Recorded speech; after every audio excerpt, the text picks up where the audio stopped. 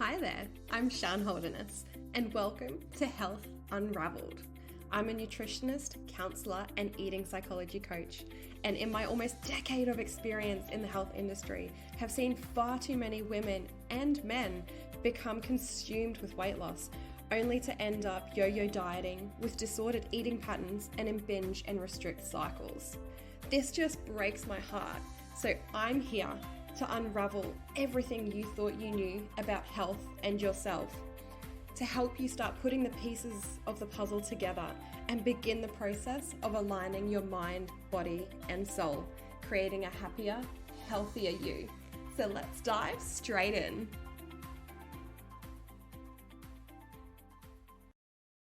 Hello, and welcome back for another episode of Health Unravelled. I have decided to move rooms today for today's podcast episode. Usually I record in my office, but I have actually set up a really beautiful space in our bedroom by the window with my old feeding chair from when Charlie was a baby, actually. And my mind flows so much better here, and I think it's because I can look out the window and see a lot more than what I can out of the office window. So I decided to make a shift. My chair's also a lot more comfortable in here. So I will start off with today's beautiful, beautiful card reading. Now it's interesting, I didn't do a traditional reading today. I actually got out my Oracle card deck, and this one just like fell on the floor in front of me. And when I looked it up, I was like, oh my gosh. This is the one that's needed today. And I called another activation card, how interesting, that was last week's one as well, called Awakening, Energetic Upgrades, A New Way of Being, Integration. And it reads that you are going through a period of awakening. Things are changing within you and at many levels. You're starting to remember ancient truths and discovering more and more about who you are and why you incarnated. You may find that you are experiencing past life flashbacks, seeing the invisible thread that is woven through all of life, or even feeling the Kundalini Shakti rise through your body from the base of your spine. The most important thing for this time is not to overthink it and to stay grounded. Share your experiences with like-soul people while you consciously integrate them. Journal and pay attention to your dreams. You are remembering, and your soul gifts are emerging. During this time of transition and awakening, you may be called to devote yourself to being of service. There are ideas, truths, concepts, books, and creations waiting to be birthed into this world. Stay open to receiving them. Pulling this card may be a sign that you're here to birth one of these creations into the world, or perhaps you're being called to make a shift in your life in order to be of service. Don't think too much about it. Instead, repeat the following work your light activation. I surrender to my awakening. I allow the Shakti energy to rise from the base of my spine. I open myself up to the universe, using me in a way that delights my mind, body, and spirit. I actually couldn't love that more. I actually feel like that one resonates really deeply for me, and I'm curious to hear if it does for you too. I always love receiving messages when people have listened to the podcast and they love the card reading, not just the content, like the content too, but they love the card reading and they tell me how much it really hits them. And like I've said from the beginning, I feel like it's a really beautiful way to bring things to the surface and bring in the soul part of mind, body, and soul, because that's what we're here for, right? And with that card, I'm actually in the process of birthing an incredible, completely life-changing 12-month self-paced program.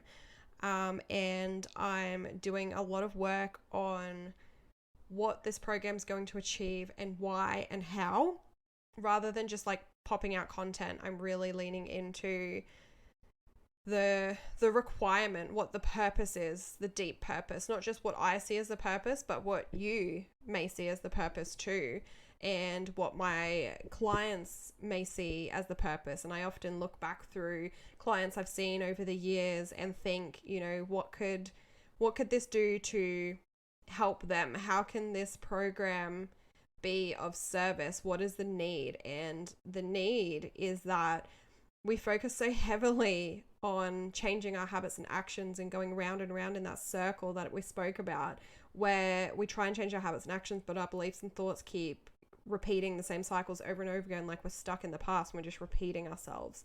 And the need then is for the ability to open up those beliefs and really get to the root of what belief is driving this cycle, and then how to change it.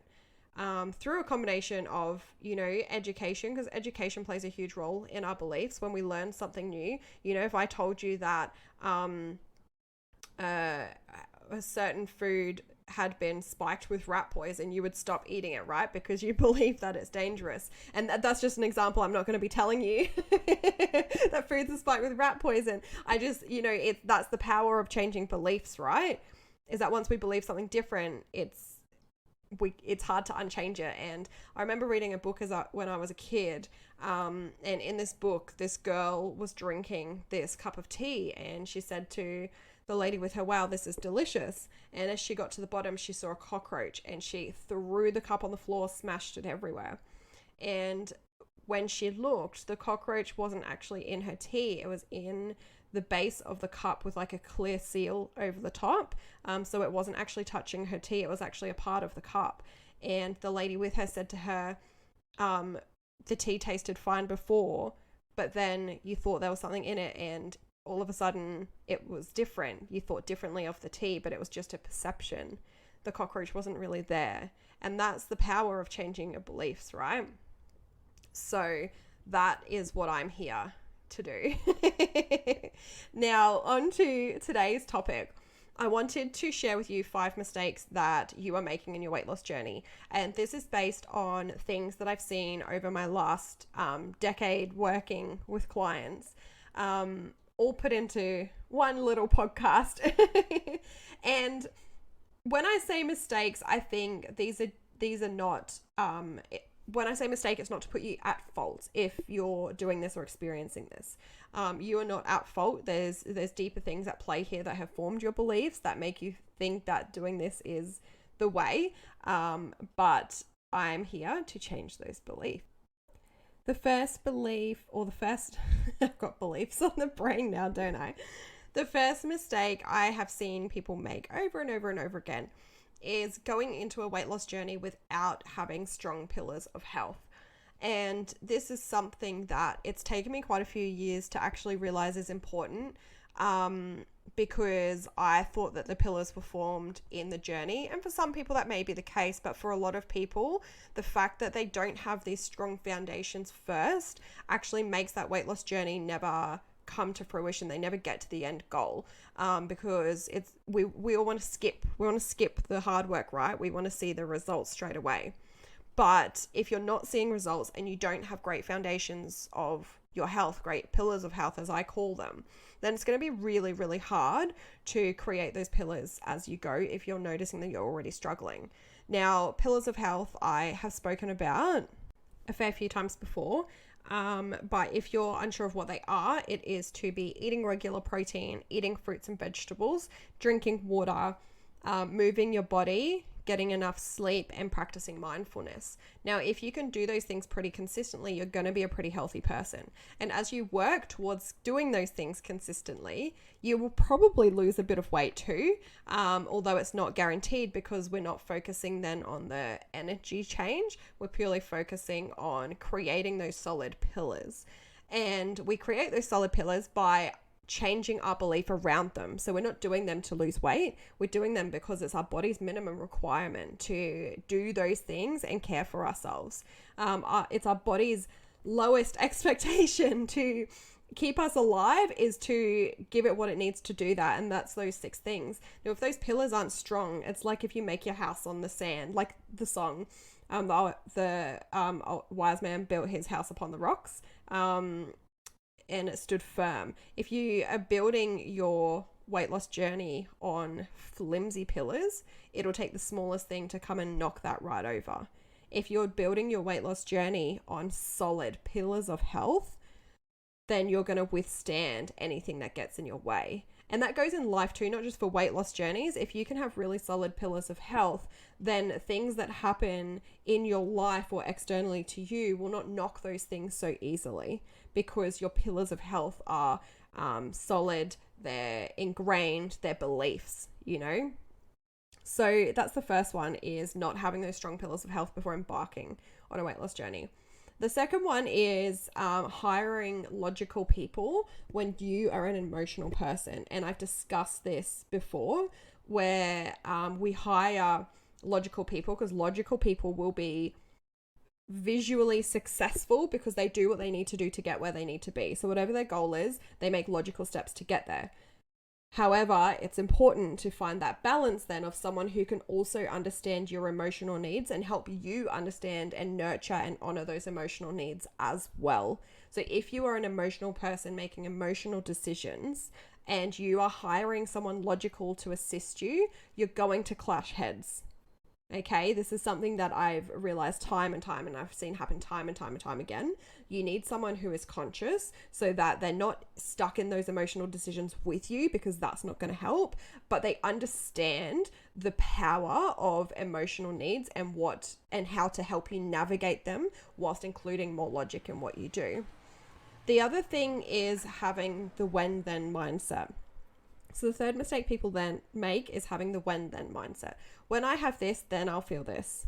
When I lose 10 kilos, then I'll be more confident, right?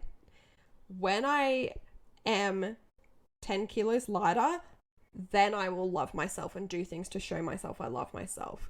Now, that is a huge factor that will actually prevent you from ever getting to where you need to be.